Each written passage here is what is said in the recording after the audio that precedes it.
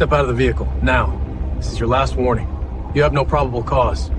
I'm not moving. I don't care who you think you are. You don't tell me how to do my job. Then slow down and read the name on that license again. Chief? On a biting, windswept avenue in Upper Manhattan at 11:47 p.m., a rookie police officer made a catastrophic error in judgment that would incinerate his career before the ink on his academy diploma was even dry. He initiated a high-risk traffic stop on an African-American man driving a pristine late-model luxury sedan, stormed up to the driver's side with unchecked aggression and began treating him like a hardened criminal without a single shred of probable cause. What this young officer failed to realize in his blind pursuit of authority was that the man behind the wheel was not merely a civilian. He was Assistant Chief Julian Sterling, the third highest-ranking official in the entire New York Police Department, a man who had written the very manual on integrity that the rookie was currently violating. Every sneer, every illegal command, and every moment of disrespect was being captured in high-definition 4K video and audio on the rookie's own body-worn camera. By the time backup units arrived on the scene and recognized the legend sitting in that driver's seat, the color did not just drain from the rookie's face. His entire future evaporated in the freezing night air. What began as a power trip ended with his shield being stripped away permanently. Before I continue with this incredible story of justice and karma, please let me know in the comments where you are watching from. And if you have not done so yet, please take a moment to subscribe to the channel. It supports us immensely, and you do not want to miss stories like this. Now let me return to the events of that fateful night in New York City. The evening of the incident was typical for New York in late January. A nor'easter had just brushed the coast, leaving the city coated in a layer of gray slush and the air biting with a wet, penetrating cold. The wind howled through the grid of streets, rattling awnings and forcing most sensible New Yorkers into the warmth of their apartments. It was a calm shift in the precinct. The cold tends to keep crime rates low, as even the troublemakers prefer to stay indoors. Julian Sterling, a 62-year-old titan of law enforcement who had dedicated 40 years of his life to the NYPD, was driving home after a retirement dinner for a colleague in Midtown. He had spent the evening toasting to the past, reflecting on the crack epidemic of the 80s, the changes after 9/11, and the evolution of modern policing. Now, he was exhausted. His bones felt the cold more than they used to, and he was looking forward to the silence of his home in Riverdale. Julian was an assistant chief, the commanding officer of Patrol Borough Manhattan North. He had climbed the ladder the hard way, avoiding political favors and relying on grit. He began as a beat cop in the chaotic days of the late 70s in the South Bronx. He had worked narcotics, organized crime control, and internal affairs. Through 4 decades of service, his reputation was ironclad. He was known as the Architect because he helped design the community policing standards the department now relied upon. He demanded integrity, professionalism, and above all, respect for the public. But tonight, he was out of uniform. He was just a man in a wool peacoat and a scarf driving his personal vehicle, a dark gray Audi. And that lack of visible rank combined with the color of his skin was exactly why things were about to go sideways. Nearby, prowling the streets in a marked cruiser, was a 24-year-old rookie named Brett Holloway. Holloway had been on the force for barely 8 months. He was athletic, ambitious, and possessed a dangerous cocktail of insecurity and arrogance that had no place in law enforcement. Holloway came from a family of police officers, but he had misunderstood the legacy. To him, the badge wasn't a symbol of service. It was a symbol of dominance. He had already received verbal counseling from his field training officer regarding his command presence, a polite way of saying he was too aggressive. He tended to escalate situations that required patience. He spoke to citizens with a sneer. He viewed everyone on the street as an enemy combatant until proven otherwise. But he had not yet committed an infraction serious enough for termination, until tonight. That night, Holloway was hunting. He was bored. The radio was silent, and the inactivity made him restless. He wanted a story to tell in the locker room. He wanted a collar. Then, near West 135th Street, he spotted Julian's Audi. Julian was driving perfectly. He was 5 miles under the speed limit to account for the slick patches of black ice. He signaled his lane changes 3 seconds in advance. His registration tags were current. He was simply a man driving home to his wife. But Holloway decided to tail him. For 12 blocks, Holloway shadowed the Audi, driving aggressively close to the bumper, scanning for any excuse to light him up, a broken taillight, a swerve, anything. Julian checked his rearview mirror. He saw the squad car. He saw the number on the hood. He remained composed, maintained his speed, and continued driving. He knew the vehicle and traffic law better than the rookie behind him did. He had likely written the memo clarifying the statutes the rookie had studied in the academy. But Holloway, frustrated by Julian's perfect driving, flipped on his emergency lights and chirped the siren anyway. Julian exhaled a long, slow breath of condensation. He had experienced this before, despite his rank. The sad reality of the job he loved was that he still fit a profile for officers like Holloway. He pulled over safely to the curb, avoiding a slush puddle. Put the car in park, turned on the interior dome light, a veteran move to show he had nothing to hide, rolled down his window and placed both hands plainly on the steering wheel at the 10 and 2 positions. Holloway took his time exiting his cruiser. He wanted the driver to sweat. He adjusted his body armor, hitched up his duty belt, turned on his tactical flashlight, and approached the Audi with his hand resting dangerously close to his holster, as if approaching a known bank robber rather than a traffic stop. The body camera on his chest was blinking green, recording every second of audio and video. When Holloway reached the window, he didn't say hello. He didn't introduce himself. He blasted the high-intensity LED flashlight beam directly into Julian's eyes. Julian squinted against the blinding glare but remained silent, his face impassive. Holloway stared at him for an uncomfortable 10 seconds of silence, a psychological tactic meant to induce nervousness.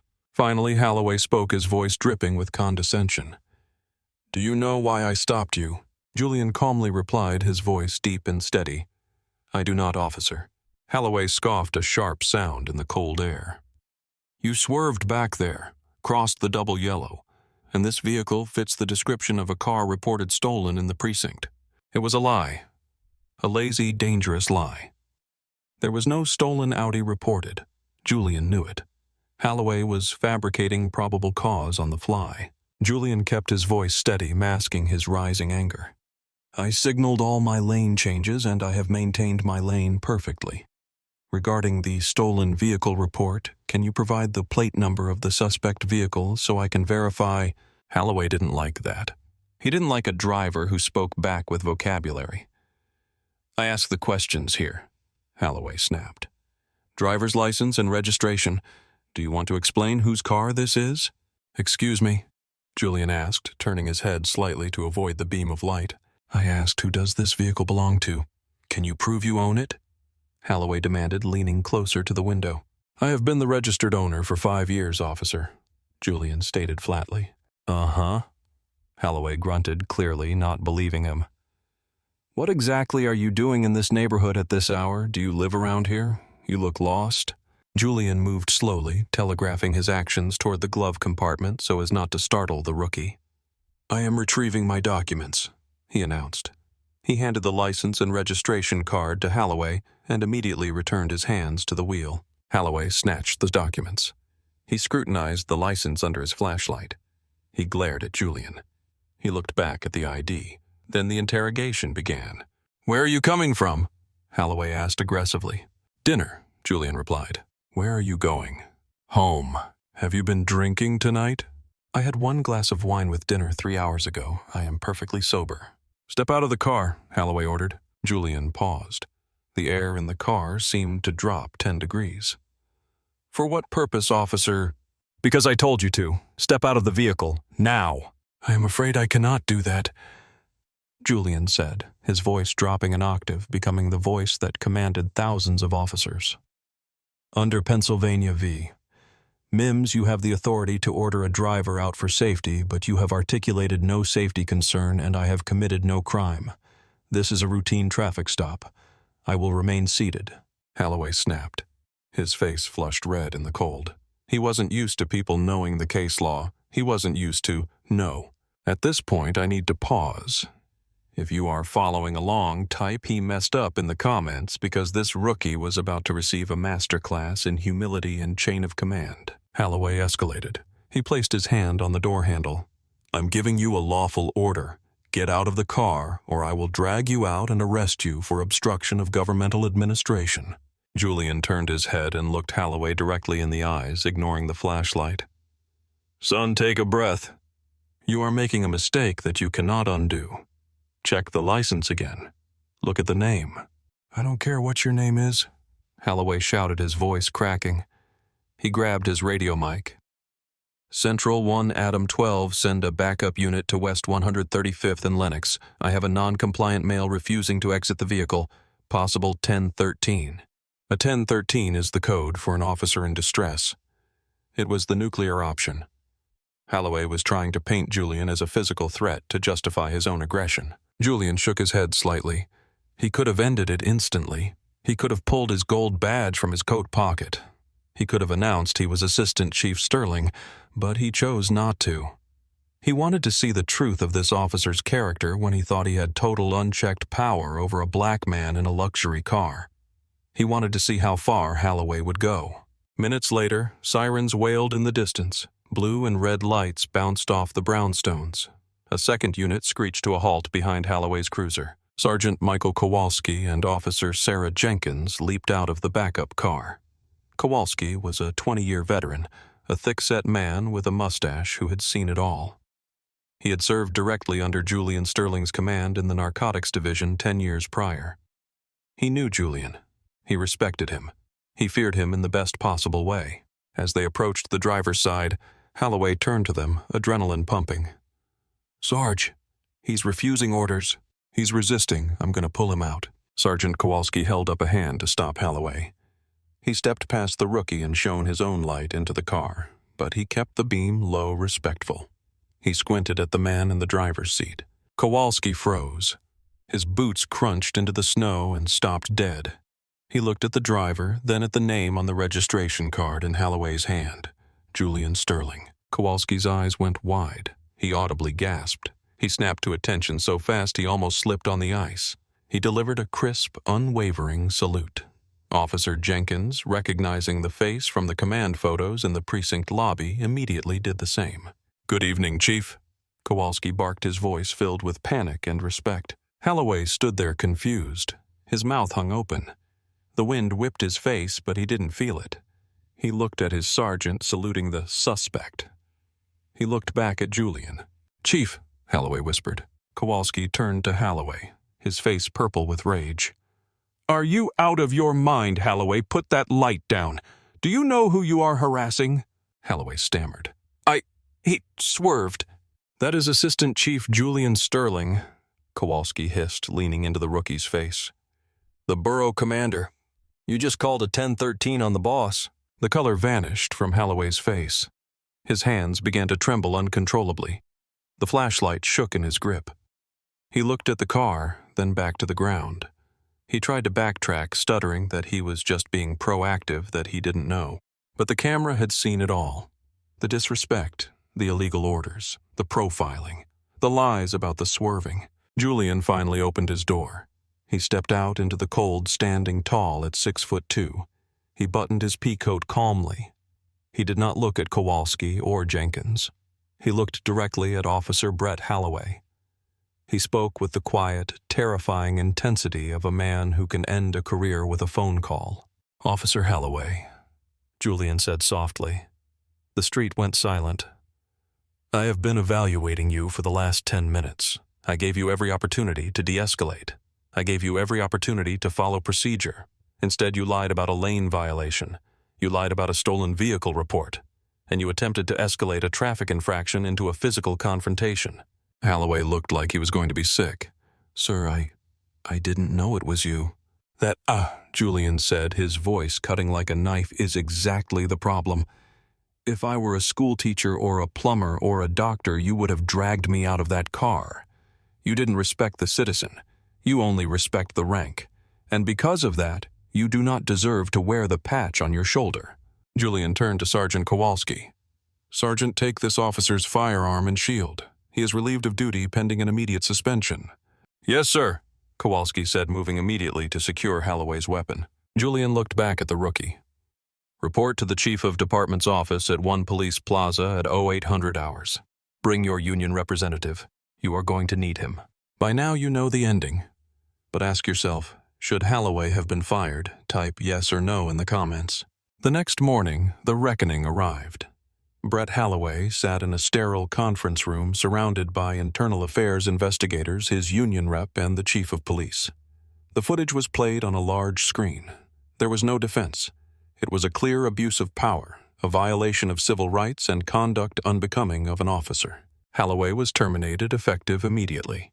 He was stripped of his credentials and escorted from the building by security. The story hit the New York Post, then the national news. The body cam footage went viral, garnering millions of views. For Assistant Chief Julian Sterling, it was a vindication but also a source of deep sadness. In a press conference held on the steps of City Hall, he stated that if he had been a civilian without rank, the night could have ended in tragedy or a false arrest. He emphasized that the badge is a symbol of public trust, not a license to bully. Because of this incident, the NYPD overhauled its field training program, implementing stricter psychological evaluations for new recruits and mandatory de-escalation training led by community leaders. Brett Holloway never worked in law enforcement again. Julian Sterling continued to lead, using that night as a teaching tool for every academy class that followed until his retirement. Valuable lesson. The most significant lesson here is that true character is revealed not by how we treat those we perceive as powerful, but by how we treat those we believe are powerless. Integrity means doing the right thing even when you think no one of consequence is watching. The true measure of authority is not dominance, but service. Furthermore, staying calm and knowing your rights is a powerful tool, but the ultimate responsibility lies with those in power to exercise it with justice and humility. A title or a uniform does not grant the right to disrespect others. It adds the heavy burden of serving them better. Treat the janitor with the same respect as the CEO, because in the eyes of justice they are equal.